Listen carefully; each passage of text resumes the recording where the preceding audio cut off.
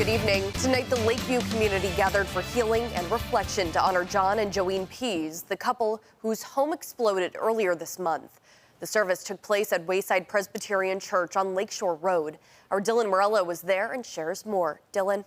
Marley, dozens of neighbors gathered this evening. The message for the service, unity and support as everyone navigates this tough time. It was a service also put on by local siblings who went to high school with the Pease children, making it even more meaningful.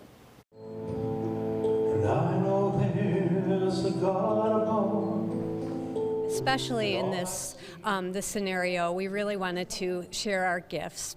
The ceremony was put on by Corey and Amy Gallagher from Concerts for the Soul, featuring prayer, soothing music, and intuitive poetry meant to invoke wisdom and healing to those in the pews. Bring some healing and some greater perspective to, the family of Joeen Pease, to the Palashevsky family that lost everything in the fire next door. I spoke with Amy Moranto, the daughter of John and Joeen. She tells us her father is still in critical condition, but is showing significant progress. He is currently unable to communicate, but she is optimistic that he will be able to return to her home in about a month. She adds because this was such an emotional event, they watched it on the church's live stream.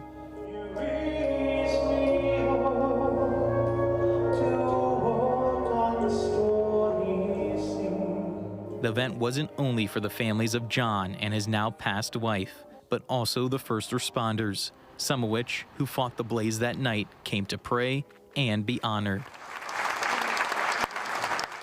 The service was also meant for neighbors who endured pain and trauma these last weeks. I spoke with a neighbor who shared a fence with the Pease home.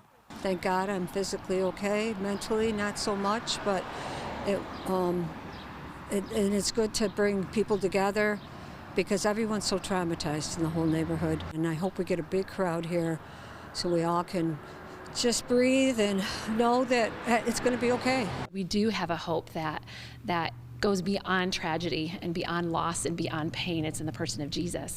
The presider over Wednesday's ceremony, Becky Ventry, says the Palashevsky couple, whose house burned down from the explosion, are members of Wayside Presbyterian, and that the husband passed away just a few months ago. I just pray that this is a time to meet them in the grief that they were already experiencing, but now on top of that with the loss of their home.